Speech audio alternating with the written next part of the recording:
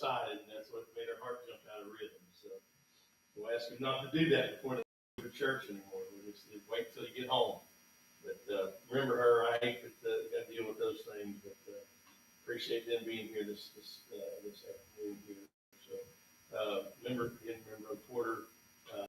Did talk to him on Friday, and I should say I tried to talk to him. He coughed the whole time, and he said he's feeling a little bit better, but he just can't shake that cough.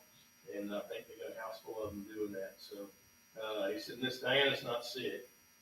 She obviously can't drive herself, so she's like, I think she's got I don't think she gets sick. That dialysis must fix her or something, but she don't get it. They can have a house full of COVID people, and she don't ever get it. So, but remember them in your prayers as well. The Rose Scott, Miss Teresa's there.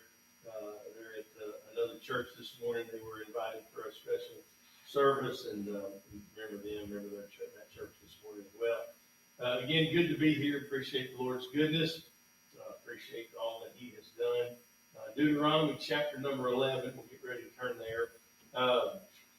Again, a lot to pray about this morning. We need to remember one another, ask the Lord to touch, and take care of all the sick, and take care of all the needs that we've got. He's good at it. He knows what He's doing. He can provide. He's well able to do that, exceeding abundantly above that which we can ask or think.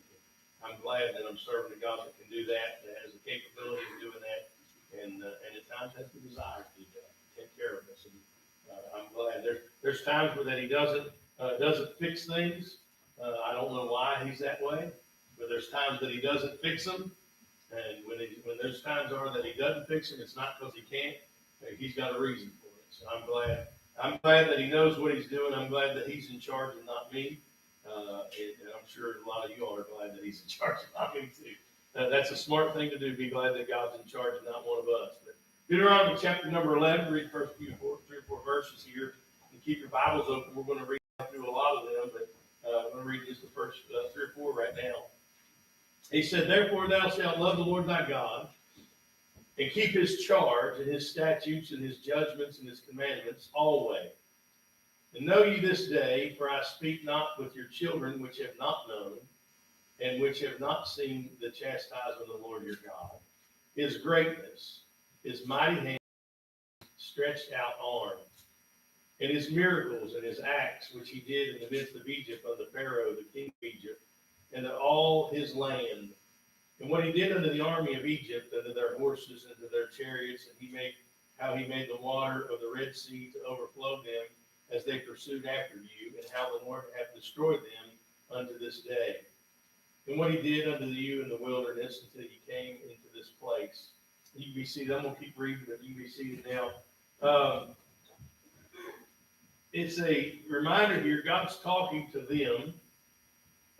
He's talking to His people here, and He said that He's not talking to the children that didn't witness any of that stuff. All right, the children that didn't see any of that. He's talking to those that came through that and that were a part of that were afraid. That He's talking to that crowd that got through on the Red Sea on dry ground and looked back and watched the Pharaoh's armies be destroyed. He's talking specifically to them in this instance. But I believe that we can glean from this. And verse number 1 is a great reminder to all of us. He said, "Therefore thou shalt love the Lord thy God, and keep His charge, and His statutes, and His judgments, and His commandments always." That doesn't mean we can do it until Jesus comes, right? He didn't say that. He said always. We're supposed to love the Lord thy God. This goes to all of us. We're supposed to love God and keep His statutes, His judgments, and His commandments. That's what we're supposed to do until when? Until He comes back to get us. Again, there's the song we sing, and it talks about, we don't sing it, I know the song, we all know the song, but in part of the verse it said, our faith will end inside. When we see Jesus, when He comes back, our faith will end. He said, "Well, preacher, I'm going to have faith forever." No, you don't need it anymore. All right, our faith is what gets us to that point. Once we see Him, and He comes back to get us, we no longer have faith. We've seen Him; it's in existence, and we see it now. We can see that, so we don't need that anymore. And so that's what it's talking about in that song. But he said, therefore thou shalt love the Lord thy God and keep his charge and his statutes and his judgments and his commandments always. Keep his charge. What is that? It's to do what he says to do. And we're supposed to always do that. We're supposed to always do it. It's not a matter of our circumstances changing. I know the Bible said that forsake not the assembling of yourselves together. All right? As matter, and so much more as you see the day approaching. It's important that we do that. Now, I understand, again, as we're dealing with today, you get folks that get sick. All right? They can't. I'll be honest with you. We probably have people leaving if Brother Porter was here this morning coughing the way he's coughing. Right? They're like, why did he come? He's hacking up. Nobody could get anything out of the service. That's why I stayed home. It wasn't that he couldn't physically make himself come, but he's smart enough to know that we don't want to give it to everybody else. Right? But again, there's times we remember Miss Emma, she couldn't be here. Right? She couldn't be here. God wasn't angry with her that she couldn't be here. All right? We have the online thing in case somebody can't. It's not the same, I understand that. But it beats a blank. It's better than not being able to hear it at all, not being able to be a part of it at all. So I understand that, but this is while we're capable of being here, we're not supposed to forsake the assembling of ourselves together. There might come a day that for every one of us, there might come a day that we might not physically be able to be here. All right? That's why it's so important while we can to do it. That's why it's so important while we can to be in God's house. It's why it's so important. Listen, we're supposed to serve him while we're young. Why? Because there's going to come a day that we physically might not be able to do it. We talk about working on the building and doing things around church, and you know, Brother Atwood's 120 years old, and he's still here when we do that, right? He's still here when we do it. But one thing that he will tell you is, I can't do it now like I used to be able to do it back in the day. We were putting the windows in, and he come over, he was going to help, and I promised the little lady there that I wouldn't let him up on the ladder. Why? Because he was going to get up on the ladder and carry the windows up and help us do that. And I'm like, nah, we got other things for you to do, and we got that. And he's like, you talked to Linda, didn't you? But the reality is he was going to do that. Now, could he have done it? Probably. All right, probably. Would he have felt it the next day? Probably. I felt it the next day, and I'm not as old as he is. All right, so I understand it. But there's comes a time that there's going to be certain things that he's not going to be able to do. All right? So that's why we do it while we can. We do what we can while we can. All right? And the problem we got is we got a lot of folks that don't do that. Well, I'll do it some other time. I'll do it some other time. What happens is we get lots of some other times that come up and we don't do that. And then before we know it, we're too old. We can't do it like we used to do. We can't be of any help. We're not of any help. And so that's not, that's why it's important that we do these things. But he said, thou shalt love the Lord thy God and keep his charge. He said, if you love me, you'll keep my commandments. Now, I'm looking, just the 10 that we've got here, and I need to move that flag back over there. I'll do that later. But I don't remember why I moved it to begin with. But the projector, I never did put it back. But those don't seem very difficult to keep, right? Now, you know, when you get down to what, number 6 there, number 1, 2, 3, 4, 5, number 6, there are times that's difficult. We all deal with people that we like to not listen to that one. All right, thou shalt not kill, in case y'all can't see what it is. There's time we get aggravated. You're like, oh, Lord, I wish that wasn't on there. All right, that's not true. Hopefully, anyway. But those aren't things that should be very difficult to do. Those are common decency type commandments. Have no other gods before me. I believe number 1 is the most difficult thing that we have to deal with. I believe that the modern day Christians have more difficulty with number 1 than they do any of the other things on that list. Thou shalt have no other gods before me. You say, well, preacher, that's easy to do. I don't bow down. I'm not talking about building a little statue and praying to that thing. All right? When you put something before God, that has become your other God. We, as modern Christianity, as modern Christians, we have a more difficult time with that one than we do any of them. Well, preacher, I've never had a desire to kill anybody. Well, that's good. That's good. Don't do it. If you do get that desire, don't do it. Thou shalt not steal. Yeah, that's not, I wouldn't think that's very difficult. Brother Atwood brought up a good one in our conversation one day about robbing from your employer. All right? We look at it, thou shalt not steal. That's real easy to say, well, I'm not going to go rob a bank. Most people don't do that. I'm not going to go rob a bank. So that's wonderful that you didn't do that. But if they're paying you for 8 hours work and you're giving them 5, you're stealing from them. How do you rob God? In your tithes and offerings. I ain't preached on tithing in a long time, so don't get mad at me about that. That's what the Bible teaches us. That's how you rob Him. If God blesses you, you better give to Him. You better give to Him. It's all His anyway. Matter of fact, we could give it all to Him. He'd still provide for us. It's required of us. Bear false witness. Don't lie. Don't make stuff up about somebody.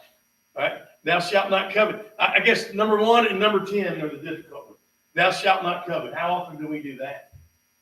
Somebody gets that new car, boy, I wish I had that new car. From the time that I could talk until my dad died, that was the one thing that he was adamant about. Don't you ever say you wish you had one of them. You always say, I wish I had one like it. The only way to have that one is to take it from them. All right, I get it. I didn't do it very often. I was very aware of that. And that's accurate. You don't want, if you covet what somebody else has, the only way for you to get that is to take it from them. All right? You see something, boy, I'd like to have one like that. I'm very clear when I say that. I make sure they know that if it shows up missing, it ain't me that took it. I want one like it. I want one like it. So they're not really hard. And we have difficulty with them. He said, thou shalt love the Lord thy God and keep His charge. Keep His commandments. Do what He tells you to do, and His statutes, and His judgments, and His commandments always. We don't get vacation from it. You don't get a free pass to do whatever you want to do one day. We don't have Wicked Wednesday where you can take a Wednesday and do whatever you want, break all the rules. All right, it doesn't work that way. Some people have Wicked Wednesdays and do it, but they don't love the Lord. So it's not what it's designed for. And so he said, therefore thou shalt love the Lord thy God, keep His charge and His statutes and His judgments and His commandments. Do what He says. When? How often? Always. Always. He said always. There's no exemption from it. He said, and know ye this day, for I speak not with your children, which have not known, and which have not seen the chastisement of the Lord your God, His greatness, His mighty hand, and His stretched out arm. Now he's talking about their children didn't witness God's punishment. They didn't see anything that God did to the Egyptians. They weren't witness to that. All right? God delivered them. They saw the greatness of God, the strength of God, the power of God, and His miracles and His acts, which He did in the midst of Egypt unto Pharaoh, the king of Egypt, and to all his land. All right? The chastisement of God when Pharaoh wouldn't let them go. He sent all those plagues on them. You know who paid the price for Pharaoh not listening to God? His people. His people. All right? The Egyptian people paid the price for Pharaoh being stubborn. And we know that God hardened his heart. There was a purpose for that. And they would not have went after them into the Red Sea had He not hardened his heart. So as He does all this, He said, what He did unto you in the wilderness until you came into this place. Said unto, and what He did unto Dothan and Abiram, the sons of Eliab, the son of Reuben, how the earth opened her mouth and swallowed them up, and their households and their tents, and all the substance that was in their possession in the midst of all Israel. But your eyes have seen all the great acts of the Lord, which He did. Now, I want to bring this to us here before we keep going on with this. We didn't witness it. None of us were around for that. None of us saw those things.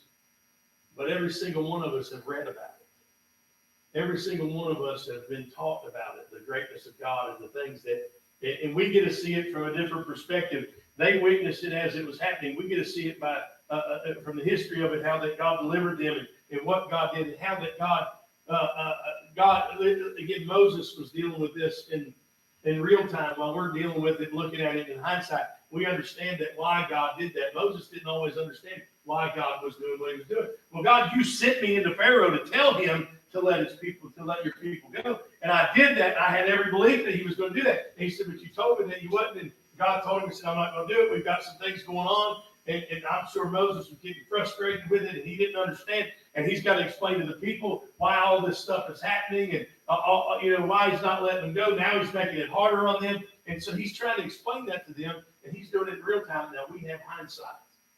We get to read and what God. We already know what God does and how God delivers them, right? So we understand that. So we have an understanding here that even their children did not have.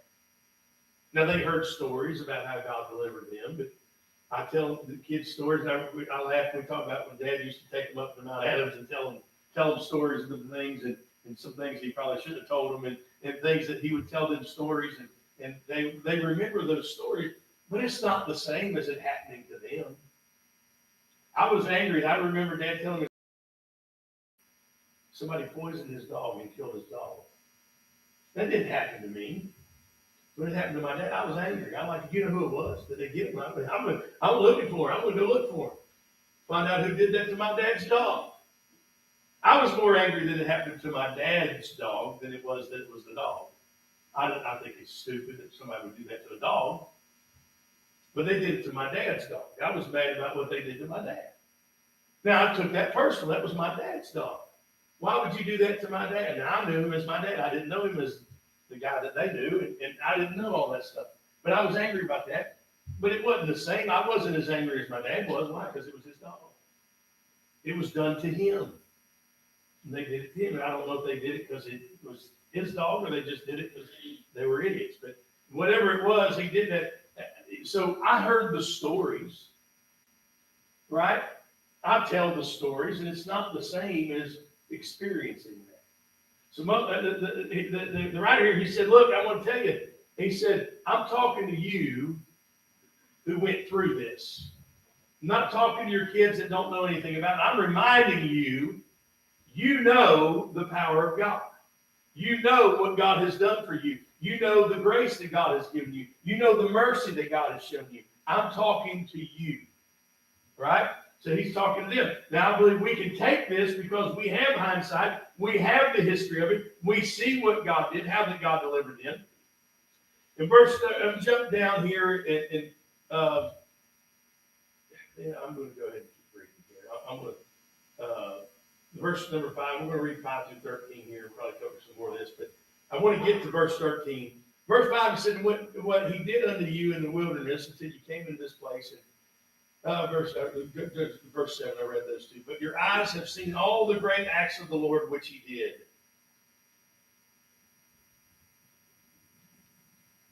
Therefore shall you keep all the commandments which I command you this day, that ye may be strong and go in and possess the land, whither you go to possess it, and that ye may prolong your days in the land which the Lord sware unto your fathers to give unto them and to their seed, a land that floweth with milk and honey. For the land whither thou goest in to possess it is not as the land of Egypt, from which ye came out, where thou sowest thou seed and waterest it with thy foot, as a garden of herbs. But the land whither you go to possess it is a land of hills and valleys, and drinketh water of the rain of heaven. The land which the Lord thy God careth for, the eyes of the Lord thy God are always upon it, from the beginning of the year even unto the end of the year. And it shall come to pass, if ye shall hearken diligently unto my commandments, which I command you this day, to love the Lord your God, and to serve him with all your heart and with all your soul, that I will give you the rain of your land in his due season, the first rain and the latter rain, that thou mayest gather in thy corn and thy wine and thine oil, and I will send grass in thy fields for thy cattle, and that thou mayest eat and be full. Take heed to yourselves that your heart be not deceived, and you turn aside and serve other gods and worship them. Now, I want to stop there real quick. He said, if you'll do these things, He said, it shall come to pass if you'll do these things, that I'm going to do this. He said, if you shall hearken diligently into my commandments, which I command you this day, to love the Lord your God and to serve him with all your heart and with all your soul. He said, if you'll do it, and if you'll serve him and give him everything that you've got, if you'll give him everything that you've got and serve him and live for him, then I'm going to do these things for you. Now, he talked about this land. He said, this land isn't like the land in Egypt where you grew this and you did these things and you did all the work. He said, this is a land that God has prospered. God has fed this, and God has grown this, and all these, that land flowing with milk and honey. It all comes from God. They haven't done anything. This is a place that God has developed for you. The land. God prepared it, and it was a great flourishing land without any labor from them. The only labor they had to do is reap the harvest. All right? He said, if you'll do that, he said, then I will give you the rain of your land in due season, in his due season, the first rain and the latter rain, that thou mayest gather in thy corn and thy wine and thine oil, and I will send grass in thy fields for thy cattle, that thou mayest eat and be full. There's eating meat, right? So all the vegetarians that are against the Bible, all right? We ought to eat. That's what cattle's for. They're not pets. You keep them as pets right up until you put them on your plate, right? You can name them and do all that stuff. But he gave us the cattle for that, to feed us. He said he's going to provide grass in the fields. God provided that grass for them. He said, take heed to yourselves that your heart be not deceived and you turn aside and serve other gods and worship them. See, there's some promises that God makes. And he said, if we'll do this, he said, if you all do this, I'll do this. But if you don't, see, it's always good when you tell somebody that, listen, if you'll do this, if you'll keep your part of the deal, I'll do this part of the deal. All right? That's great. That's good. That's wonderful that we know those things. Hey, look, if you'll do this, I'll do this. All right? Don't. What if I don't keep up my end of the bargain? What if I don't serve God with all my heart and soul? What if I don't put God first? There's consequences for that. There's consequences for that. He said, take heed to yourselves. Pay attention. Pay attention to your surroundings. Understand that the devil's looking to he's wanting to steal your joy. He's wanting to take your testimony. He wants to do all that. That your heart be not deceived. And you turn aside and serve other gods and worship them. The only way to do that is to be deceived. If you're a child of God, you've been deceived. You've allowed yourself to be deceived. And let me say that if he didn't say, take heed to yourself, that your heart be not deceived. If he didn't say that, you might think that, well, I might not be capable of it. You are capable of it. That's why he's saying, watch out for it. Don't let somebody come in and deceive you. Don't allow that's why it's important that we get in his word. He talked about that verse number 1 when he said there, keep his charge and his statutes and his judgments. Where are those? They're in this book. They're in this book. If you don't know what it says, it's hard to keep them. If you don't know what it says, it's easy to keep them. It's easy to remember what they say if you get in that book. All right? Because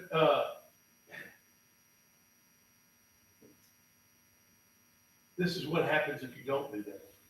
And then the Lord's wrath be kindled against you, and he shut up the heaven, and there be no rain, and that the land yield not her fruit, unless ye perish quickly from all the good land which the Lord giveth you. Therefore shall you lay up these my words in your heart and in your soul, and bind them for a sign upon your hand, that ye may be as that they may be as frontlets between your eyes.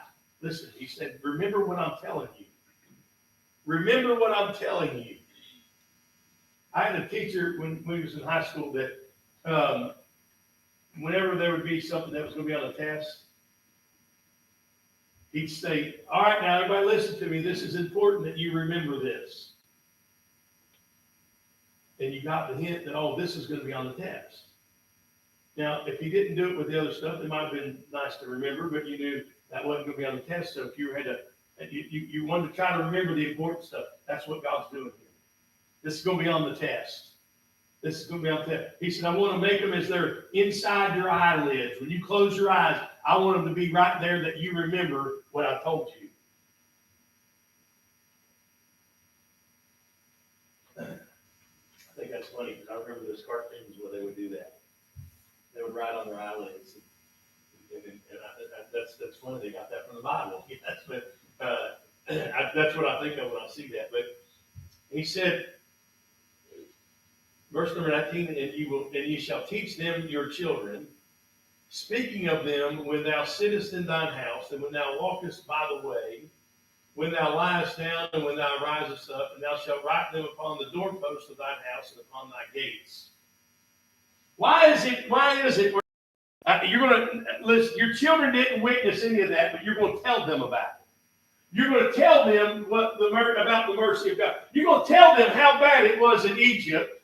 You're going to let them know that it was a mess and that they were trying to kill you and they were working you to death and they were torturing you and they were rigorous labor there. It was hard bondage. And I want you to remind them of that. And in doing so, what happens is when you're telling somebody else about it, you're remembering it yourself. So I want you to remind them where you were and how bad that it was, and then remind them of what God did for you. Tell them all about everything. Tell them about the hard times that you had to go through. Tell them about all that, how that God hardened Pharaoh's heart. Tell them about that, and let them know that the reason God did that was so that He could drive them, to get Him so angry that He would drive those chariots into the middle of the Red Sea so that God could destroy them. That was the reason for it. Now, they didn't know it at the time, but they do now. He said, I want you to tell them all of those things. And I want you to remind them of that and tell them. And he said,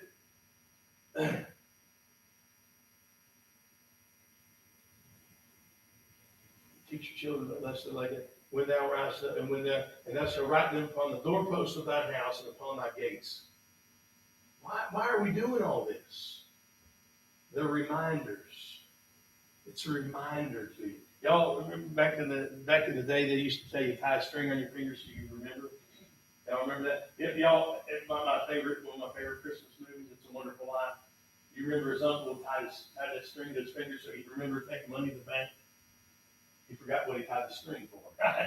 He forgot what he tied that for. I got a string on my finger to remember something, but I don't remember what it was. So again, I thought that was funny. He went to the effort to do it. He said, I want you to remind them of this stuff. Do you know how you don't forget something? You keep talking about it. Just keep talking about it. You just keep talking about it. Dad was always worried that Hudson might not remember him. Well, we talk enough about him, he ain't going to forget him. Matter of fact, Dad gets better the longer he's gone. Right? He's got videos of things that he did with Dad. And our kids were all grown up enough that they'll always remember him. All right, but he's worried about that stuff. Well, he's not going to forget it because we talk about him all the time. All right? It's the same thing with the Word of God. You're not going to forget it if you talk about it all the time.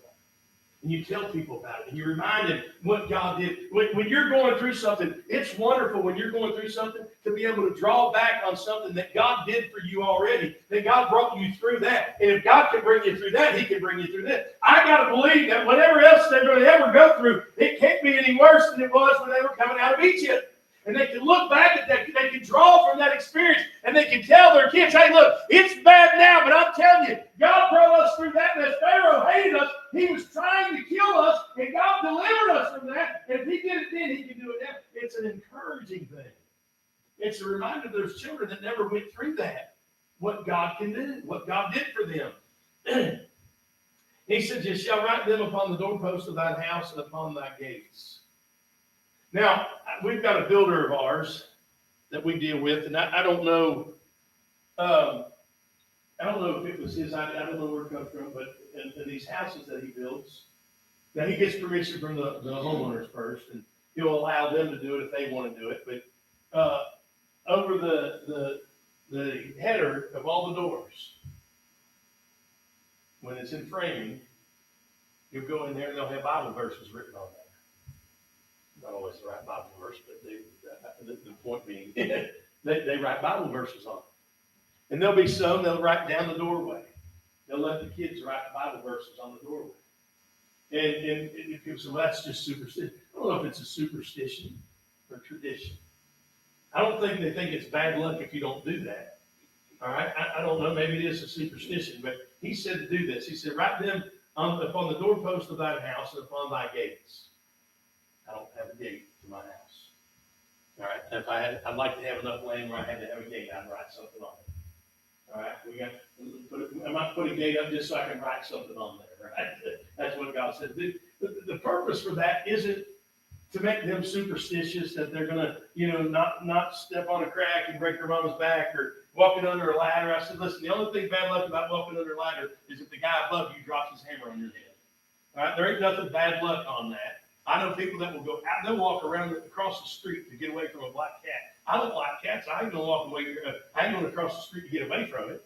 I ain't afraid of it. Somebody said, oh, number 13's just bad luck. And they used to build buildings and they didn't put the 13th floor on that building. Now that's superstitious. By the way, even if it said 14, it's still 13. So all that work, that's a lot of effort. That's a lot of effort. I'd like to be going to that hotel or something and stay there. Why? Because I've got a discount on it. I'll take 13th floor, the room number 13 on 13th floor. I'll take that. Why? Because I ain't superstitious. I ain't worried about that stuff. We get silly with those things. And again, these aren't things that he's saying for superstition's sake. He's telling them to do these things. If you'll do these are just reminders. What is one of the easiest ways to memorize things? Write it down. Write it down. When I first started preaching, I had preachers say, well, don't write nothing down. God didn't give it to you if you write it down. I didn't understand it, but I listened to him. I didn't write nothing down. And I had other preachers to listen to that were much better preachers. And like when they preached, something stuck with you, and you remembered it. And part of it was alliterated. They had some points to it, and it brought it out. And so I was talking to my Uncle Randy, and I talked to other preachers, and they'd show me how to take notes and things like that. And I talked to my Uncle Randy one time. He said, look, that's great. If you've got a memory, you can memorize all that stuff. That's wonderful. He said, God gave some men a good memory. He gave me a bit and a notepad. All right? If God gives it to you. When he said that opened things up to me. It never really dawned on me. I thought, and he said, well, you think God only talks to you when you're in the pulpit? Well, no. Then why would you think that that's the only time you can, that he's going to give you something? And man, from that point on, I come home and I'd have drywall blocks with rings written on it. I had old shims where is this shim any good on your desk? And no, throw that away. I already rewrote it. And I'd come in with blocks of drywall and write things on there. God give me something in the middle of a job I didn't have nothing to write with. I'd take a piece of scrap drywall and write on there. I'd take it on a partial shim and I'd write on that and so I didn't forget what God was doing because I didn't do that. And for a long time, I put that in my heart. Now it's gone. I don't know what. And so I wrote that stuff down. And you would guess, Lord, you find all kinds of stuff in there. My mother-in-law, she started throwing away, and she sees something on there. Well, wait a minute. Did you write that? I said, yeah. Do you need that? No, I rewrote it. She said, I'll throw it away. And she'd look for those things. But the reality is, you write those down. And what I discovered is the more I would write my notes, the less I used it. You said, why is that? Because I wrote them down. And you write it. Now, some of y'all probably didn't have to do this when I was younger, and I'd get in trouble at school. I'd have to write things on the board. You know what they do? You had to write things down. You had to write it 100 times on the board. Everybody else was out at recess, and I had to write down 100 times. I had to write down. What they do when you're learning spelling words, you have to write them out 10 times. You know what they do? Some teachers will say, they need to write it down 10 times, each word 10 times. Why is that? Because it's ingrained here. I think the memory, I don't know if that's accurate or not, but I remember hearing something about that 7 times. I thought, well, maybe they told me to do 10 because they knew 7 wasn't enough for me. But whatever it was, you had to do that. And what that was is it's a reminder. It helps you remember.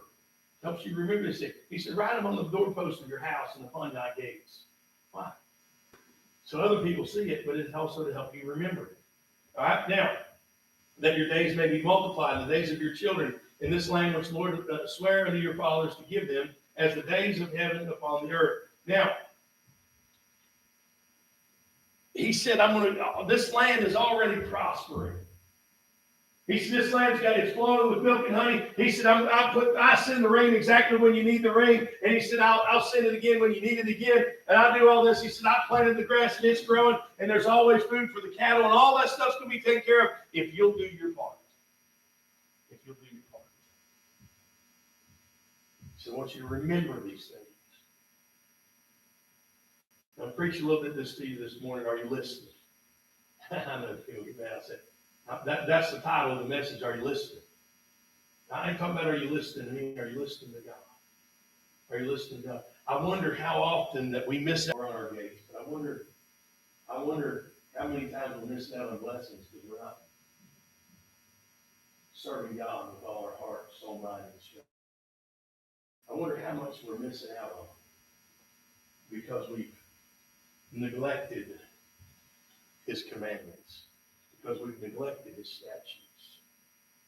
Are you listening to Him? Are you listening to Him this morning? He said there, for ye shall diligently keep all these commandments which I commanded you to do them, to love the Lord your God and walk in all His ways, and to cleave unto Him. Then will the Lord drive out all these nations from before you, and ye shall possess greater nations and mightier than yourselves. Every place wherein the soles of your feet shall tread shall be yours. From the wilderness of Lebanon, from the river Euphrates, even unto the uttermost sea shall your coast be. There shall no man be able to stand before you, for the Lord your God shall lay the fear of you and the dread of you upon all that land, all the land that ye shall tread upon, as He hath said unto you. Behold, I set before you this day a blessing and a curse. See, there's some requirements. And I know, again, I'm not trying to take this out of context. I'm giving it to you in context, but I'm going to try to apply it to our lives. He said, he told Joshua, he said, as I was with Moses, so shall I be with you. God's not a respecter of persons. So he promised Moses he's going to do something. He's going to honor Joseph the same way. He's promised his people this is what He's going to do. He said, behold, I set before you this day a blessing and a curse. If you'll honor me, if you'll keep those commandments, if you'll love me, listen, He said, cleave unto Him. He said, if you'll do that. A blessing if you obey the commandments of the Lord, which I command you this day, and a curse if you will not obey the commandments of the Lord your God, but turn aside out of the way which I command you this day, to go after the other gods which ye have not known. There's a blessing if you'll follow God. But contrary to that, or the opposite of that, let's flip that. You flip it over. Side B to that blessing is a curse. All right, those of you young folks don't know what that is. On a record, they used to have the main side and then side B. You flip that over and then you play another song. Side B to that blessing, all right, is a curse if you don't honor Him. People, I'm telling you today, we got people today that their lives are a mess. They can't figure out why. They're part-time churchgoers. They're a no-time Bible reader. The only time they pray is when they got something wrong and they have a need. They don't pray for anybody else. They're always praying about all the problems that they got. And again, we're allowed to pray for the problems that we got. But the problem we've got is most of our problems are brought up by the things that we caused. All right? That's the reality of it. If we'll look and we'll say, well, you know why? Because we don't honor God. We don't love Him with our whole heart, soul, mind, and strength. We put other gods before Him. He said, what other gods? Preacher, you keep talking about these other gods. You know, when I say that, you know what we think of? We think of when the children of Israel, when Aaron made that calf, that golden calf, and they bowed down and worshiped that calf. That's what we think of. The reality is, that's not what we're dealing with today. We've made ourselves a god. We've made ourselves, it's all about us. It's all about us. It's what's in it for me. What's in it for me? I used to have a fellow I worked with that he did something nice for somebody. The only thing that everybody always looked at was, I wonder what's in it for him. Why? Because he didn't do anything nice for anybody. unless he could benefit from it. Unless he could benefit from it. People say, well, they take advantage of you. That's all right. That's all right. I know that. I know that. People do. People take advantage of it. People took advantage of Jesus. His kindness and mercy. They neglected him. Those of us that have been born again, we should love him with our whole heart, soul, mind, and strength. We should love him with everything that's in us because we owe him everything. Without him, even if we were here today, we would be on our way to hell without him. We owe him everything, the least we can do. The Bible said, present your body a living sacrifice, holy, acceptable to him, which is your reasonable service. Somebody said, well, I really dedicated my life to God. I ought to be, they ought to think, I ought to get more praise than I do for that. No, that's your reasonable service. That's just what you're supposed to do.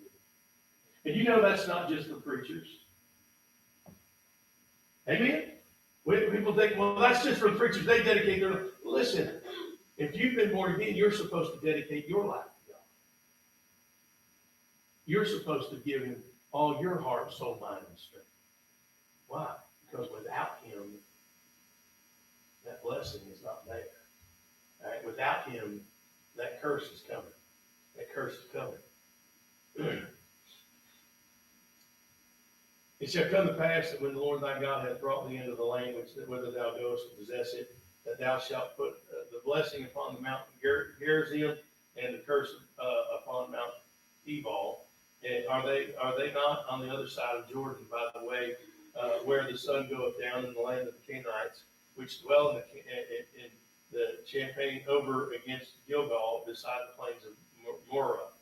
For ye shall pass over Jordan to go in to possess the land which the Lord your God giveth you, and ye shall possess it and dwell therein, and ye shall observe to do all the statutes and judgments which I set before you this day. All right, he gave command. He gave a command to them. This is what you're going to do. All right, here are the consequences. If you do it, here's the blessing. If you don't, here's the curse. I like the way God is just playing. He's just playing. There ain't no, well, I don't really know what he meant. He meant it. He said it. He was very clear with what it was. If you'll do this, you'll get this. If you don't, you get this. Very simple. Nobody can say, well, that's not really, what if I just partially say, well, then you're not fully serving it. Not fully serving it. That doesn't mean you quit your job and go spend the day at the church. All right? I tell people all the time, they say, are you against full-time preachers? I said, I'm a full-time preacher, but you got a job. That don't mean I get a break from being a preacher. I'm still a preacher, but I got a job. They said, well, what can't God take care of you? God gave me a job. He gave me a job. Now, I'm not against people that have a church big enough that they can take care of them and they can provide for the preacher and provide the house for him to do all those things. I'm not against that stuff. But I've said it before. If I came into the church tonight and said, okay, the Lord told me to quit my job, you all need to take care of me, we got a problem. I'm no longer trying to be a blessing to the church. I'm being a curse to the church. I'm a burden to the church. All right?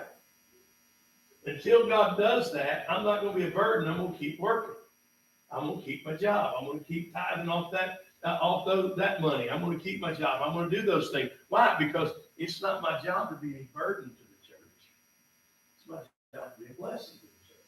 I'm supposed to help. I'm supposed to be a help to people. And if it became your responsibility to provide my living, electric bill might not get paid. Right? One, you're going to lose my tithing. I ain't got a job. You'll lose my tithing.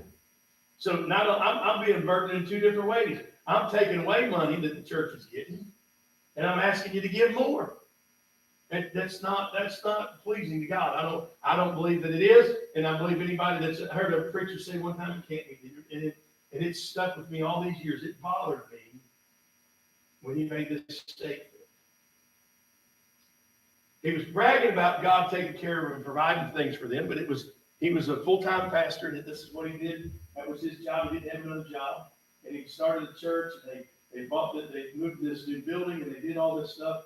And he said that we run out of money. And he said that, I don't know if he mentioned his paycheck, but it stuck in my head. He got his paycheck, and they were getting ready to close the doors because they didn't have any more money. And God delivered them, and he provided for them, and they got the money to pay for the building or whatever, to pay the rent and the building, and did all that stuff. That stuck with me for a long time. It's still stuck with me. What kind of man takes that check? If he knows he's going to close the church down, what he does. Now, listen, everybody's got their own, and I'm grateful for what the church gives me, and trust me, we use it, and we tithe off of that, and we provide for missionary, but we use it. It's needful. There's times every few months, man, it's needed. All right. So I'm not fussing at somebody for doing it, but I can tell you right now, if it came to closing the doors or keeping that check, I ain't taking the check. I ain't taking the check. Why? God will provide. He'll take care of it. He always has. But my job is to preach the gospel. If we ain't got a building to do it in, and we shut the church down, that's not pleasing to God. I got to answer for that. And if I answer for that, for the amount of money that the church gives me, if I'm going to be willing to shut the church down for that, and I ain't belittling it. Don't take it that way. I ain't belittling what the church gives me. I'm grateful for that. All right. I'm amazed that somebody would do that. Again, y'all don't know the guy. I ain't mentioning his name. But there's something wrong. That's not giving your whole heart, soul, and mind the strength to him. That's more of a what's in it for me. And if I'm wrong, God forgive me for being wrong, but I just don't think that's proper. I don't think that's proper. Amen. I had a preacher say one time that you're not right with God if you've got a job. By the way, that same preacher that went on a big tirade on social media with that, a big long speech about how he knew everything, and that that anybody that had a job as a preacher wasn't fully obeying God, and didn't, God couldn't use them. Now let me say this: I believe if you don't have a job, there's things that I could do better as a pastor, things that I could do to be more places if I didn't have the job. But I believe today, to this day, I'd still be a bigger burden on the church than a help if I didn't have the job. But he made this statement on social media, and I was really angry about it not because I had a job, because the preacher that really got him started and was a blessing to him had a job. He went on social media and did this big tirade about this job, how that, he didn't have one. He started a church, didn't have a job. God's going to take care of it. Then reality set in, and he grew up. I didn't see a reprisal of that statement. But he got a job. And I wanted to get on social media and say, hey, what about this? Bring that back up. But I didn't. I think, you know what that is? That's grace. That's God giving somebody some grace that said, look, you don't know everything. He was a young preacher. He thought he knew everything. He had great boldness, and I'm all for boldness in the preaching. But he made that statement. It was very hurtful to people. He hurt people. All right, he angered me. It didn't hurt me. I didn't care. I didn't know the guy. I didn't care whether he thought. I still don't care to this day what that guy thinks of me. But he had a man that it was a direct shot at, that was a help to him, to get him started preaching, introduction to him to a lot of other preachers that are helpful to him. He abandoned that and took shots. And that angered me. You know what you do when you do that? All right, listen, I'm glad he had enough sense about him to understand that God gives grace, and God said, hey, listen, you're a burden right now. The church needs help. You need to get a job. They can't provide for you. You need to get a job. And he did that. He was smart enough to do that. I'm glad of that. But the reality is, when it becomes about us, we're not doing what God said. We're not doing what God said. And I get that it's personal times when you're hungry and you don't know where the next meal's coming from. That's personal. But God said if we'll serve him, if we'll put him first, If we'll do, you remember the widow woman, he said, the man of God comes along, he said, hey, if you'll make me a cake, and she said, well, I don't have enough to feed you, I've got just enough for me and my son, we're gonna eat and we're gonna die. He said, if you'll make me one first, you won't have to worry about it. That took great faith, by the way. Now, I don't know if her mindset was, well, what the heck, we're gonna die anyway. Might as well try to do something good for somebody, and she made the cake for him, and that barrel meal never emptied again. If the Lord provided rain. Now, I don't know. I've heard people say, well, it's still got meal in it today. I don't even know if it exists today. The reality was, God didn't promise that it would always have it. He said it would have it for as long as she needed it. He said she'd have it until God brought rain, and they didn't have to get it out of there all the time. All right? But God provided because she wasn't selfish. It wasn't about her. It wasn't about her son. It was about, listen, we've got a lot of folks today. 2 Timothy 3:5 says, having a form of godliness but denying the power thereof, from such turn away. Verse 7 said, ever learning and never able to come to the knowledge of the truth. Are you listening? They're not listening. They're not listening. They have a preconceived notion what life is supposed to be about. They don't care what anybody else said. They don't care what the Word of God said. This is what I'm going to do. I don't care whether the preacher likes it. I don't care whether anybody else likes it. Don't care if God likes it. This is what I'm going to do. Proverbs 22:6 said, train up a child the way that he should go. When he's old, he will not depart from it.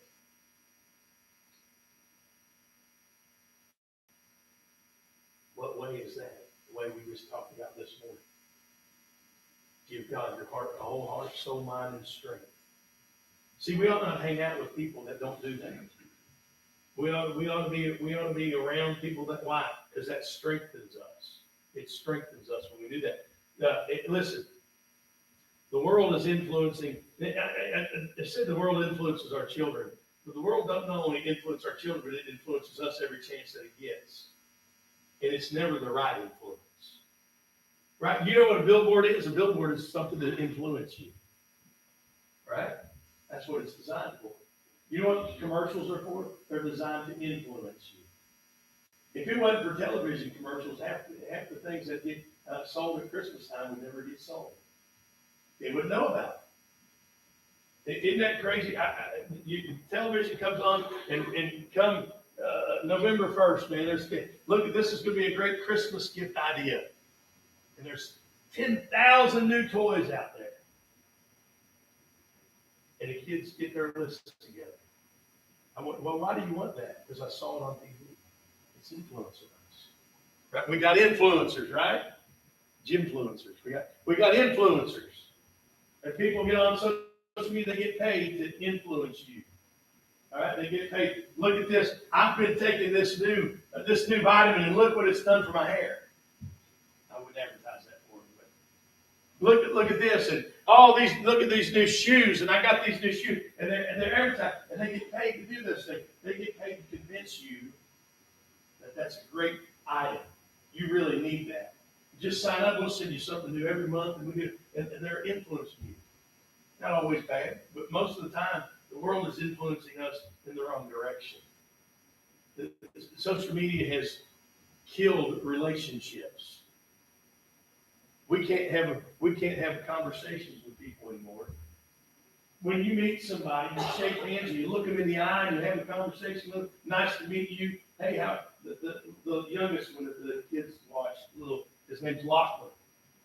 And I'll be on that, the girls will be talking to me on speakerphone, and in the background, I'll hear him yell, "How are you doing today, Mr. Jim?"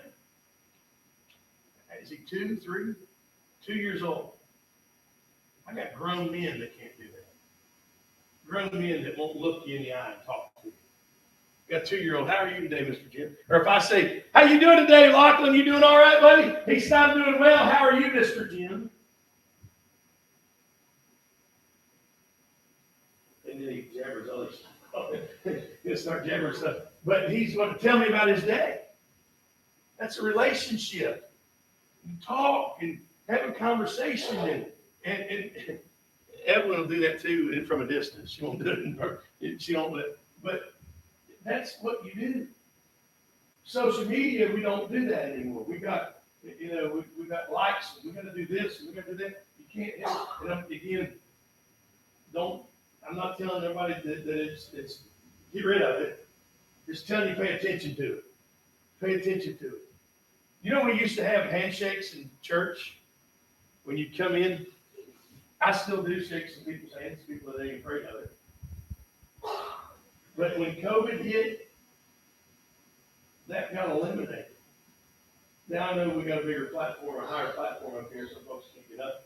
We used to sing at the old building. We had that little one step up, and we'd sing, and we'd have 3 songs, and then the third song would be a handshake, and everybody would come around for a handshake, and they'd shake hands, and they'd go sit back down. COVID hit, we weren't allowed to do that. You might give me cooties, and I don't want to get. Listen, I know you don't want to catch those things. I'm not talking about that. But when everything got back to normal, we just quit doing it. People are still afraid to shake hands, and it was always embarrassing. You'd see people shake hands, and they'd run to the back and pump that hand sanitizers, and they'd scrub them like they're scrubbing for surgery. Somebody touched me. Unless somebody hacks up in their hand, I don't want to shake their hand either. But we lost that fellowship. I like it. Hudson always said, when are we going to have another dinner? If it was up to Hudson, we'd have dinner after church every service. And there's other people that are probably like that too. We couldn't afford it, and it'd be difficult to do that. But when are we doing it? You know what that is? Now, he likes food like the rest of us, but he likes that fellowship. He likes that fellowship. Always anybody, when we're going somewhere, he invites everybody's got to be invited. He wants everybody there. Everybody's there. My son, he's grown now, but he loves Thanksgiving. Why? Because everybody's there. Everybody's around. Everybody's around. Just likes it. We gotta have that fellowship. We don't have that. You know what you don't have? I remember we had some preacher friends, and we followed on social media, and we knew them, but we didn't get to see them all the time. We'd see that.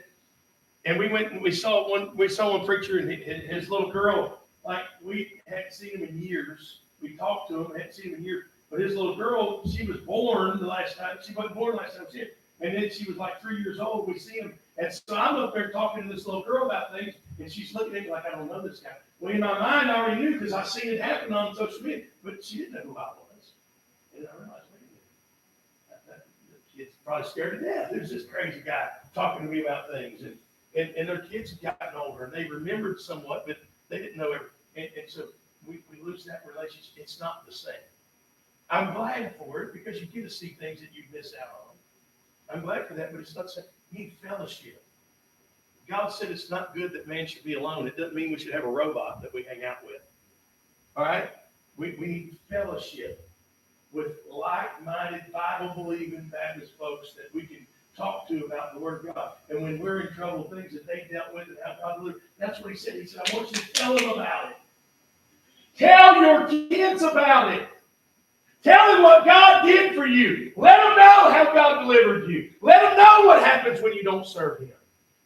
He's not telling you because it's your responsibility to tell them. As children of God, it is our responsibility to tell them about it. Not just our children, but it's our responsibility to tell people about it. To tell them about it. We were talking about it this morning in Sunday school. We don't door knock anymore. It's dangerous. Some folks don't want to get out, and you got lots of steps and things like that. But the reality is that doesn't mean we stop witnessing. We ought to be telling people when we're at the grocery store. When's the last time you invited somebody at the grocery store to come to church with you? When's the last time you was at a restaurant and left the tip and left the gospel tract there? Amen? Leave that gospel tract. Hey, listen, they may not read it, but I promise you they'll pick it up if they got money inside that thing. I try to give cash as a tip for that reason. All right? If you just sign the receipt and you stick it in there, they can throw that thing away. All right? But if you put cash in there, they're going to at least pick it up. They might be a little bit interested in what it says. We want to grow the church. You can't door knock. And again, we talk about there's some neighborhoods that it's illegal. They will call the cops on you if you knock on their door. Then if you go to the grocery store, you're talking to the person ringing you up. They're a captive audience. Give them a gospel tract. Say, hey, why don't you come to church? You might not have time You might not have time to spend the whole, breaking down the Romans road with them, but if you could at least invite them to church, they could come to church and get the gospel. When's the last time you did that? See, it's easy. We got lots of excuses not to door knock, and most of them are good reasons. I understand that. But if we love them with our whole heart, soul, mind, and strength, we find ways to do it. We find ways to do it. Right? We stand this morning. You can pray for anything. Make your way to the altar.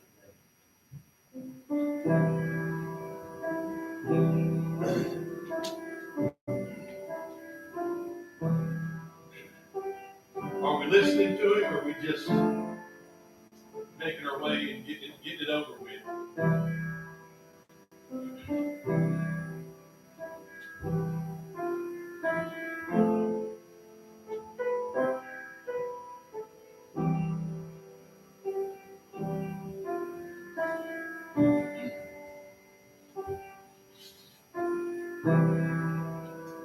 Amen.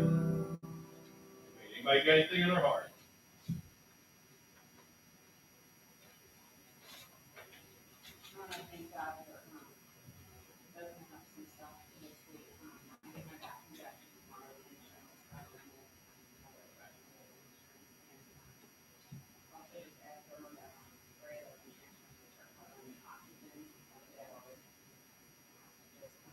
Amen.